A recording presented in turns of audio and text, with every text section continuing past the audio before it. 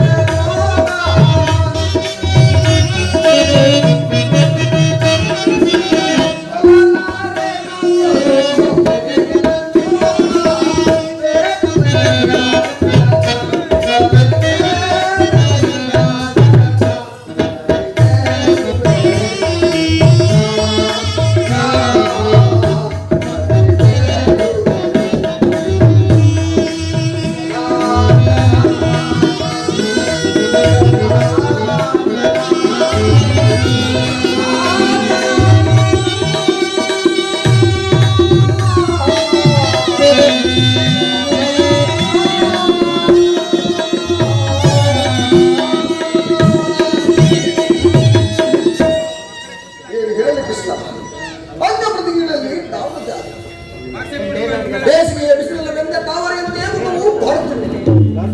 ಶರೀರವು ಕಪ್ಪನ್ನು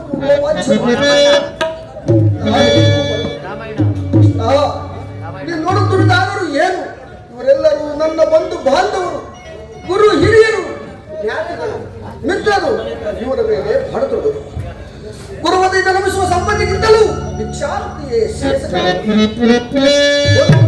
ಕೊಯ್ದು ರಾಜ್ಯವನ್ನು ನನಗಿಲ್ಲ. ರಥವನ್ನು ತಿರುಗಿಸು ಮಿತ್ರ, ಬೇಡ.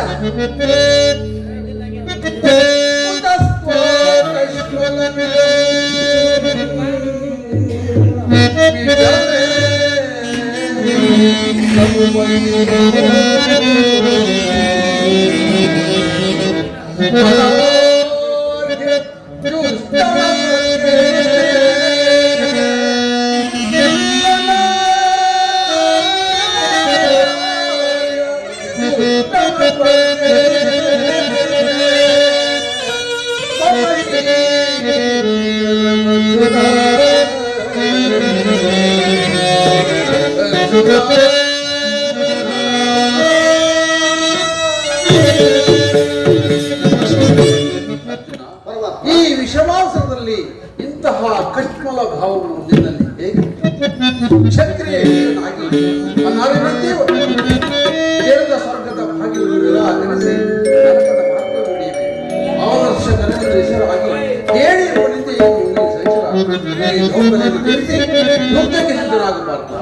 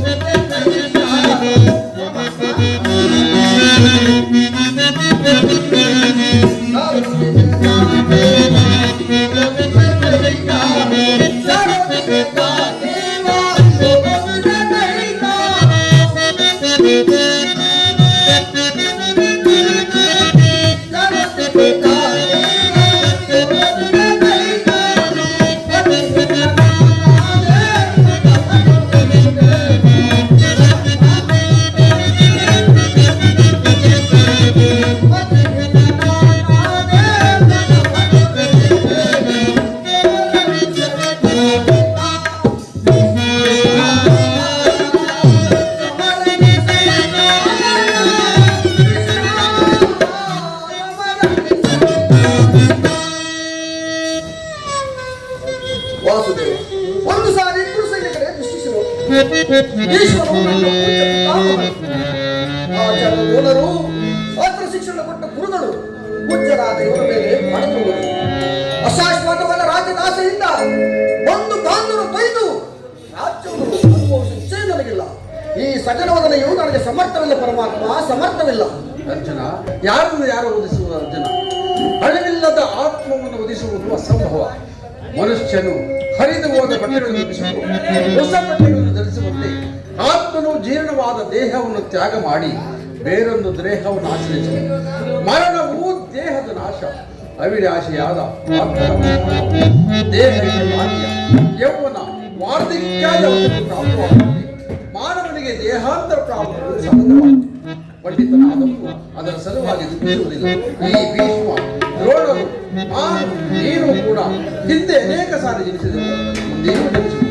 ಜನ್ಮ ಮೃತ್ಯುಗಳು ಪ್ರವಾಸದ ಎರಡು ಅಂತರಗಳು. ಹುಟ್ಟಿದವನಿಗೆ ಮರಣವು, ಮೃತರಿಗೆ ಪುನರ್ಜನ್ಮವು ಮೊದಲೇ ನಿಶ್ಚಿತವಾಗಿರುತ್ತದೆ. ಅವಶ್ಯವಾಗಿ ಆಗಬೇಕಾದುದಕ್ಕೆ ಮೂಢನಂತೆ ಚಿಂತಿಸಿಕೊಳ್ಳಿ. ಯುದ್ಧವು ಕ್ಷತ್ರಿಯರ ಧರ್ಮ. ನಿನ್ನ ಧರ್ಮವನ್ನು ನೀನು ಪಾಲನೆ ಮಾಡುತ್ತಾ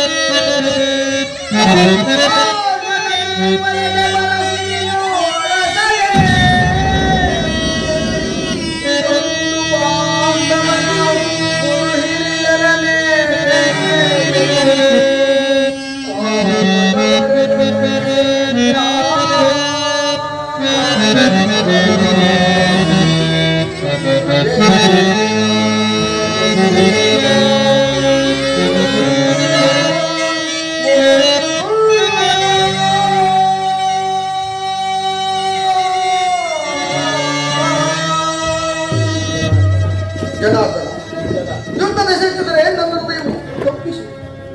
ಆದರೂ ನಾನು ಹೇಳಿಯಲ್ಲ, ಯುದ್ಧದ ಹೊರತಾಗಿ ಮತ್ಯಾವ ಧರ್ಮ ಮಾರ್ಗವಿಲ್ಲ ಪರಮಾತ್ಮ, ಧರ್ಮ ಮಾರ್ಗವಿಲ್ಲವೇ? ಅರ್ಜುನ, ಸ್ವಧರ್ಮ ಪಾಲನೆಯಲ್ಲಿ ಪ್ರಾಣಗಳನ್ನಾದರೂ ತಿಳಿಸಬಹುದು, ಆದರೆ ಪರಧರ್ಮ ಅವಲಂಬನವು ಅನರ್ಥಕಾರಿ. ನೆನಪಿರಲಿ ಅರ್ಜುನ, ಇದು ಧರ್ಮ ಯುದ್ಧ. ನೀನು ಈ ಯುದ್ಧದಿಂದ ನಿವೃತ್ತನಾದರೆ ಸ್ವಧರ್ಮವನ್ನು ಉಲ್ಲಂಘಿಸಿದ ಪಾಪ ಗುರಿಯಾಗಿ ಹಕೀರ್ತಿ ಬಾಜಿರಲಿಸಲಿ. ನಿನ್ನಂತಹ ಸಂಭಾವತನಿಗೆ ಹಕೀರ್ತಿಯು ಮರಣಕ್ಕಿಂತ ಘೋರತವು. ಶತ್ರುಗಳು ಏಡಿ ಎಂದು ಹಳೆಯವರು, ಆತ್ಮೀಯರು ವಂಚಕರೆಂದು ನಿಂದಿಸುವರು. ನೀನು ಈ ಮನೋವಿಕಾರವನ್ನು ಬಿಟ್ಟು ಸ್ವಧರ್ಮವನ್ನು ಪಾಲನೆ ಮಾಡು. ಕರ್ಮವು ಪೌರುಷದ ಲಕ್ಷಣ. ಅಕರ್ಣನಾದ ಮಾನವನು ಜೀವಂತ ಶವದಂತೆ ಸರ್ವರ ನಿಂದಿಗೂ ಪಾತ್ರನು, ಸರ್ವರಿಂದ ವರ್ಜಿತನು. ಅಜ್ಞಾನದಿಂದ ನೀನು ಕರ್ಮಭ್ರಷ್ಟನಾಗಬೇಡ ಪಾರ್ಥ. ಪರಮಾತ್ಮ, ಈ ಯುದ್ಧದಲ್ಲಿ ನನ್ನ ಕರ್ಮವೇನು? ಧರ್ಮ ನಾಶವೋ ಧರ್ಮ ರಕ್ಷಣೆಯೋ? ಉಭಯ ಭ್ರಷ್ಟನಾಗದಂತೆ ನನಗೊಂದು ದಾರಿಯನ್ನು ತೋರಿಸುವ ವಾಸುದೇವ. ಅರ್ಜುನ, ಕರ್ಮವು ಮಾನವ ಜೀವನದ ರಾಜಮಾರ್ಗ. ನೀನೀಗ ಕರ್ಮ ತತ್ಪರನಾಗು. ಫಲಾಫಲವನ್ನು ಚಿಂತಿಸದೆ ನಿರ್ದಿಷ್ಟ ಕರ್ಮವನ್ನು ಆಚರಿಸು. ಏಕೆಂದರೆ ಮಾನವನು ಕರ್ಮಕ್ಕೆ ಮಾತ್ರ ಅಧಿಕಾರಿ, ಫಲವು ಅವನ ಅಧೀನ. ಅನಾಸಕ್ತ ಚಿತ್ತನಾಗಿ ಸಿದ್ಧಿ ಅಸಿದ್ಧಿಗಳಲ್ಲಿ ಸಮಾನ ಭಾವದಿಂದ ಕಾರ್ಯಾಚರಣೆ ಮಾಡುವುದೇ ಮಾನವನ ಕರ್ತವ್ಯ. ಅಸ್ತ್ರಗಳನ್ನು ಧರಿಸು, ಕರ್ಮಯೋಗಿ ನಿಲ್ಲಿಸು. ಇಹದಲ್ಲಿ ಕೀರ್ತಿಯು, ಪರದಲ್ಲಿ ಸ್ವರ್ಗವನ್ನು ಪಡೆಯುವ ಪಾರ್ಥ. ಪರಮಾತ್ಮ, ಇಹಲೋಕದಲ್ಲಿ ನನ್ನ ನಿರ್ದಿಷ್ಟ ಕರ್ಮವೇನು ದೇವ? ಅರ್ಜುನ, ನಾವಿಬ್ಬರು ಅನೇಕ ಸಾರ ಇಹಲೋಕದಲ್ಲಿ ಜನ್ಮಗ್ರಹಣ ಮಾಡಿಕೊಂಡು ನನಗೆ ಅವುಗಳ ನೆನಪಿರುವುದು ನನಗಿಲ್ಲ. ನಾನು ಜನ್ಮಜರಾರಹಿತನು, ಅವೇ ಆತ್ಮನು, ಪಂಚಭೂತಗಳ ಒಡೆಯನು. ಯಾವಾಗ ಧರ್ಮದ ಪತನವು ಅಧರ್ಮದ ಉದ್ಧಾರವೂ ಆಗುವುದು, ಆಗ ನಾನು ಭೂಮಿಯಲ್ಲಿ ಜನ್ಮಗ್ರಹಣ ಮಾಡುವೆನು. ಸಜ್ಜನರ ಪಾಲನೆ, ದುಷ್ಟರ ನಾಶ, ಧರ್ಮ ಸಂಸ್ಥಾಪನೆ, ಇವು ನನ್ನ ಅವತಾರದ ಮುಖ್ಯ ಉದ್ದೇಶಗಳು ಪಾರ್ಥ. ಪರಮಾತ್ಮ, ನಿನ್ನ ಅವತಾರದ ಗುರುತುಗಳನ್ನು ನಿನ್ನನ್ನು ತಿಳಿಯುವ ಬಗೆ ಹೇಗೆ?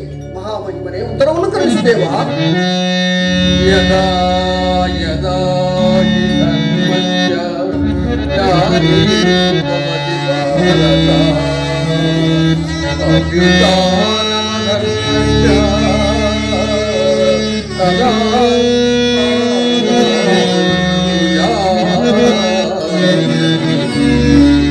ಪವಿತ್ರಾಣಾಯ ಸಾಧೂನಾಯ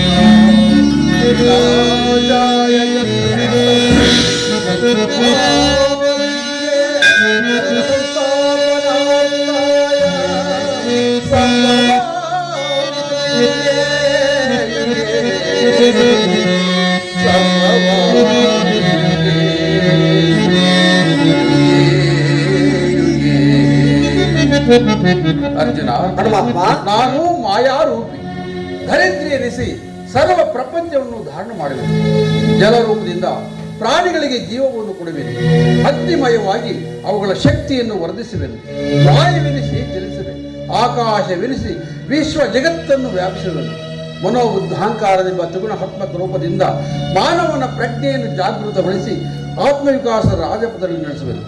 ಬಹು ರೂಪಾತ್ಮಕವಾದ ಈ ಜಗತ್ತಿನ ಪ್ರಭವ ಪ್ರಳಯಗಳಿಗೂ ಉದಯ ವಿನಾಶಕ್ಕೂ ನಾನೇ ಕಾರಣನು. ಸರ್ವಶ್ರೇಷ್ಠವೂ ಸರ್ವತ್ರಯಾಮಿಯಾದ ಪರಾವಸ್ತು ನಾನು. ದಾನದಲ್ಲಿ ಮಣಿ ಸಮೂಹವು ಓಡಿಸಲ್ಪಟ್ಟಂತೆ ಈ ವಿಶ್ವ ಜಗತ್ತು ನಮಗೆ ಭೂತವಾಗಿರುವುದು. ನಾನು ನೀರಿನಲ್ಲಿ ರಸಾತ್ಮಕನು, ಚಂದ್ರ ಸೂರ್ಯರ ಕಾಂತಿ ನನ್ನದು, ವೇದಗಳಲ್ಲಿನ ಓಂಕಾರನದು ನನ್ನದು, ಮನುಷ್ಯರಲ್ಲಿನ ಪೌರುಷ ನನ್ನದು, ಸಮಸ್ತ ಭೂತಗಳ ಆದಿಕಾರಣ ನಾನು ದೇವತೆಗಳಲ್ಲಿ ಇಂದ್ರನು, ವೇದಗಳಲ್ಲಿನ ಸಾಮವು, ಪರ್ವತಗಳಲ್ಲಿನ ಮೇರುವು, ರುದ್ರರಲ್ಲಿ ಶಂಕರನು, ಋಷಿಗಳಲ್ಲಿ ಭೃಗುವಾಗಿರುವನು. ಅರ್ಜುನ, ನನ್ನ ವಿಭೂತಿಗಳು ಅಗಣ್ಯ ಅನಂತ ಅಬೋಧ. ಇದನ್ನು ಒಂದಲ್ಪಾಂಶದಿಂದ ಜಗತ್ತಿನ ಸೃಷ್ಟಿ ಸ್ಥಿತಿ ಪ್ರಳಯಗಳು ಪ್ರಾರಂಭವಾಗುವ ಪಾರ್ಥ. ಪರಮಾತ್ಮ, ನಿನ್ನ ವಿಶ್ವರೂಪವನ್ನು ತೋರಿಸಿ ನನ್ನನ್ನು ಕೃತಜ್ಞನಾಗಿ ಮಾಡು ಪರಮಾತ್ಮ. ತಥಾಸ್ತು ಪಾರ್ಥ. ನನ್ನ ಸಂಹಾರ ಮೂರ್ತಿಯ ದರ್ಶನ ಮಾಡು. ಕರಾಳ ಕಾಲ ಸ್ವರೂಪಗಳು ಕುರುಕ್ಷೇತ್ರದಲ್ಲಿ ಸನ್ನಿಹಿತವಾಗಿರುವ ಸಮರ್ಥ ಯೋಧರನ್ನು ಒಂದೇ ಸಾರಿಗೆ ಆಪೋಷಣೆ ಮಾಡಿ ಉದರದಲ್ಲಿ ಧರಿಸಿಕೊಳ್ಳಬೇಕು. ನಿಮಿತ್ತ ಮಾತ್ರಕ್ಕೆ ನೀನು ನನ್ನ ಸಹಾಯಕನಾಗು. ಅರ್ಜುನ, ಯುದ್ಧದಲ್ಲಿ ಜಯಶಾಲಿಯಾಗಿ ಕೀರ್ತಿಯನ್ನು ಗಳಿಸಬೇಕು. ಎಂತ ವೇದ ರೂಪದ ಪ್ರಭು, ಮಾನವನ ಚಕ್ಷಿಂದ ನೋಡಲಾರೆ. ವಾಕ್ ಸ್ಫೂರ್ತಿ ಇಲ್ಲ. ಕರುಣಾಮಯನೇ, ನಿನ್ನ ಸೌಮ್ಯ ರೂಪವನ್ನು ಧಾರಣ ಮಾಡು. ಹೇ ಲೋಕಬಾಂಧವ, ಜಗದಾಮೋದರ, ನಮಸ್ತೆ ಆದಿನಾರಾಯಣ.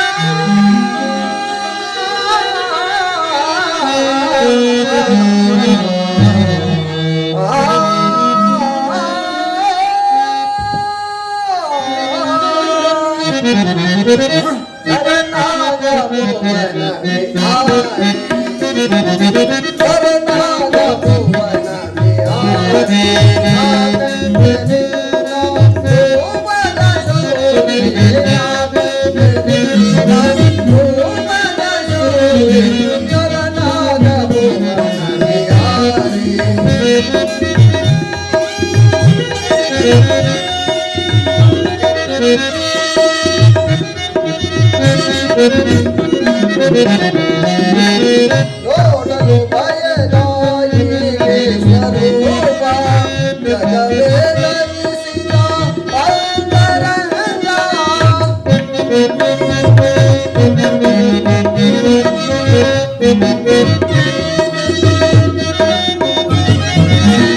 ನೋಡಲು ಭಯದಾಯಿ ಸ್ವರೂಪ, ಜಗವೇ ಧರಿಸಿದ ಅಂತರಂಗ. ಜೋಡಿಸಿ ಕರೆಗಳ ಬೇಡುವೆ ಮಾನವ.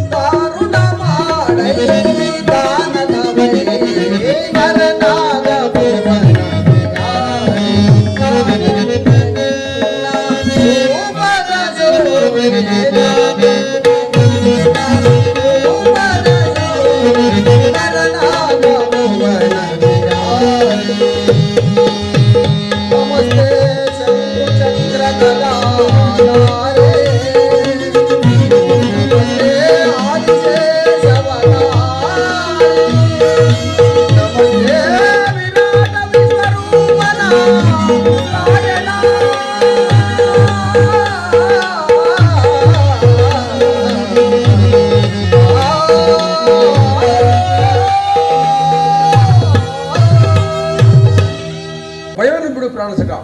ಗದಾಚಕ ಶೋಭಿತವಾದ ನನ್ನ ಸೌಮ್ಯ ಮೂರ್ತಿಯ ದರ್ಶನ ಮಾಡು. ಸಾಗರ ಮಧ್ಯದ ಪ್ರಶಾಂತ ಗಂಭೀರ ಜಲರಾಶಿಯಲ್ಲಿ ನಿಶ್ಚಲವಾಗಿ ನಡೆಯುವ ನಾವೆಯಂತೆ ನಿನ್ನ ಹೃದಯವು ಶಾಂತವಾಗಲಿ. ಕುರುಕ್ಷೇತ್ರದ ರಕ್ತ ಪಳೆಯದಲ್ಲಿಯೂ ಈ ನಿನ್ನ ನವಿಕೆಯು ಪಥವಿಷ್ಟವಾಗುವಂತೆ ನೋಡಿಕೊಂಡು ಸುರಕ್ಷಿತವಾಗಿ ದಡವು ಮುಟ್ಟಿಸಲು ನಾನು ಗಣಾಧಾರನೇ ಇದ್ದು. ಅರ್ಜುನ, ತೆಗೆದುಕೋ ಧನುರ್ಬಾಣಗಳನ್ನು, ಬೆಳಗಿಸು ರಣಭೂಮಿಯನ್ನು, ಕಳೆಯನ್ನು.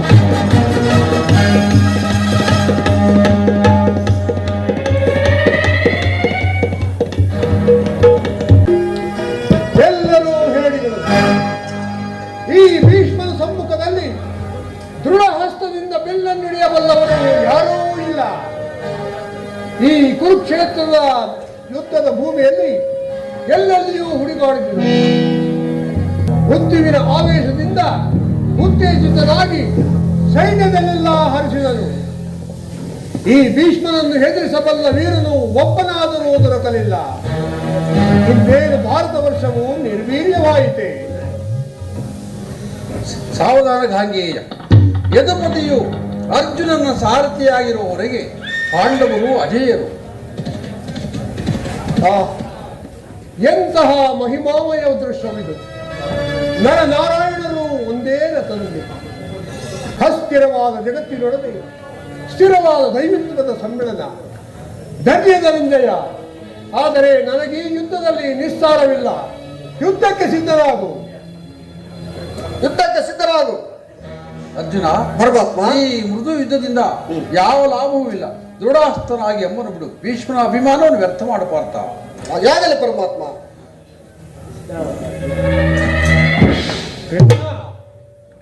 ಮಾಯಾವಿ,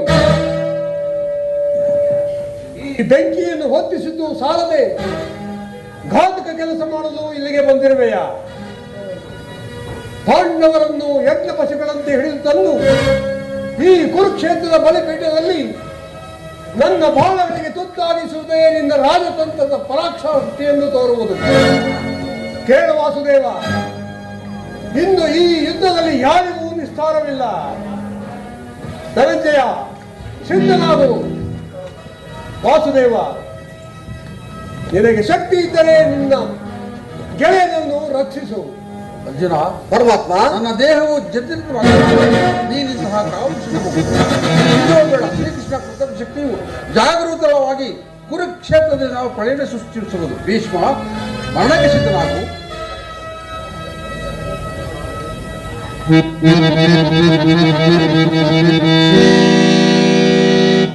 ಭಾಮಾದವ, ನನ್ನ ಮನೋವಿಷ್ಟವನ್ನು ಪೂರ್ಣ ಮಾಡು ಚಕ್ರಪಾಣಿ. ನಿನ್ನ ಆವೇಗವನ್ನು ನಾನು ಅಭಿನಂದಿಸುವೆನು. ನನ್ನನ್ನು ಸಂಹಾರ ಮಾಡು. ದೇವವ್ರತ ಭೀಷ್ಮನ ಕೀರ್ತಿ ಜ್ಯೋತಿ ನಿನ್ನ ಚಕ್ರದ ಜ್ವಲಂತ ಪ್ರಭುತ್ವ ಮಾಲಿಕೆಯಿಂದ ಪರಿವೇಷ್ಟಿತನಾಗಿ ಮೂರು ಲೋಕದಲ್ಲಿಯೂ ದ್ವಿತೀಯ ಚಂದ್ರನಂತೆಯೇ ಬೆಳಗಲಿ. ನಾನು ಅಪೇಕ್ಷಿಸಿದಂತಹ ಮರಣವನ್ನು ಭಕ್ತನು ಶಿರವಾಗಿ ನಿಂತಿರುವನು. ನನ್ನನ್ನು ಸಂಹಾರ ಮಾಡು ಪ್ರಭು. ಯಾವ ನನ್ನ ಮಾತೆಯಾದ ಜಾಹ್ನವಿಯು ಸರ್ವಲೋಕ ಪಾವನೆ ಎನಿಸಿದಳು, ಅಂತಹ ಪರಪ್ರಾಂತ್ಯದಲ್ಲಿ ನನ್ನ ಚಿನ್ನಮುಂಡಕ್ಕೆ ಶಾಂತಿಯನ್ನು ಕೊಡು. ನನ್ನ ಯುದ್ಧ ದೃಷ್ಟಿಯನ್ನು ಶಾಂತಿ ಮಾಡುವುದು.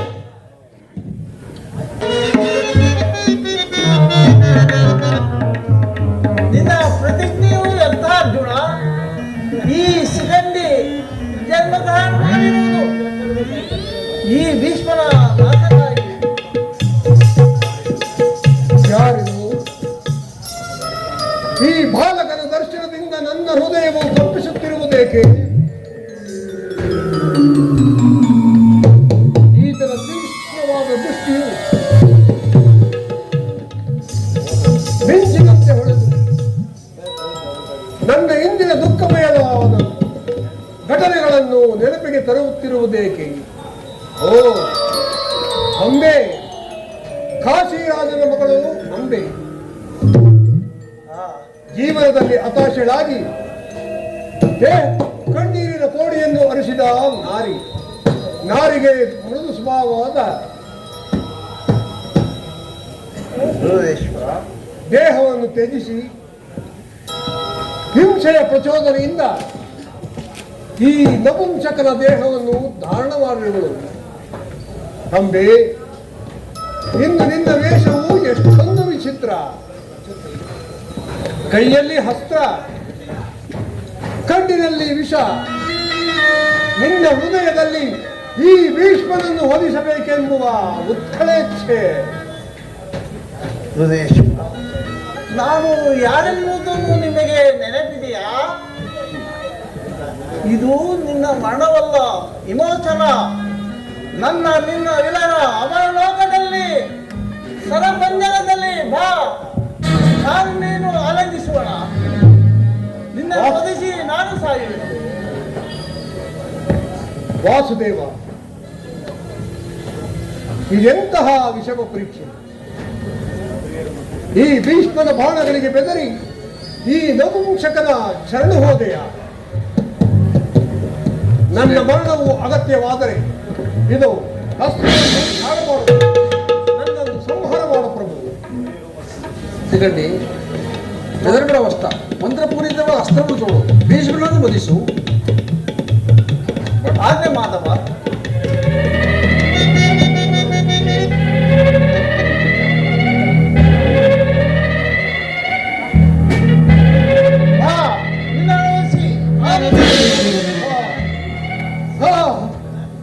ಹತನಾದನು. ಇದು ಶಿಖಂಡಿಯ ಬಾಣವಲ್ಲ, ಅರ್ಜುನನ ದಿವ್ಯಾಸ್ತ್ರ. ವಂಚನೆಯ ಮೇಲೆ ಕೂಟ ಯುದ್ಧವು ಮಹತ್ಪಾಪ. ಅರ್ಜುನ ನೋಡು, ಭೀಷ್ಮರು ಅಭೀತರಾಗಿ ಭೂಮಿ ಮೇಲೆ ಹುಡುತ್ತಿರುವ ಅರ್ಜುನ, ಬಾಣಗಳನ್ನು ನೋಡು. ಆ ವೀರ ಶಿಖಾಮಣಿಗೆ ಉಚಿತವಾದ ಸೇವೆಯನ್ನು ಹಮ್ಮಿಕೊಳ್ಳಲು ದೇವರ ತನ್ನ ದೇಹವು ಭೂಮಿ ಮೇಲೆ ಓಡುವುದಿಲ್ಲ.